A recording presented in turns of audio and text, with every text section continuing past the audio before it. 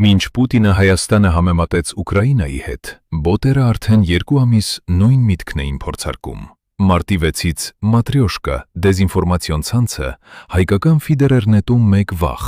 եթե Փաշինյանը հաղթի, Հայաստանը պատերազմելու է Ռուսաստանի հետ։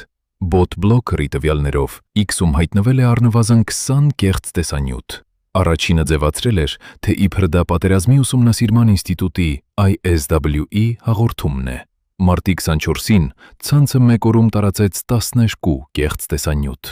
Նույն պատմությունը, բայց ավելի շատ դետալներով։ Իբր Փաշինյանն ու Մակրոնը գաղտնի համաձայնություն ունեն։ Իբր Ֆրանսիան օգնում է ընտրություններում։ Իբր դրա դիմաց Հայաստանը ընտրություններից հետո պետք է պատերազմ սկսի Ռուսաստանի հետ։ Ավելացրին նաև ֆրանսիացի ռազմական մասնագետների մասին պատմություն։ Իբր նրանք Ուկրաինայից եկել են Հայաստան և 50 միլիոն եվրոյի զենքի մասին կեղծ լուր։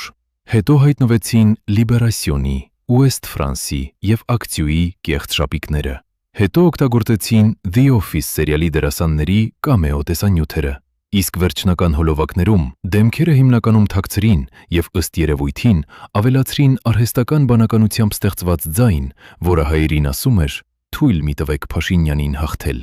Հետո սարքեցին կեղծ պոլիմարկետ պատմություն, թե միլիոնավոր մարդիկ խաղադրույք են անում, որ Հայաստանը կսադրի պատերազմ։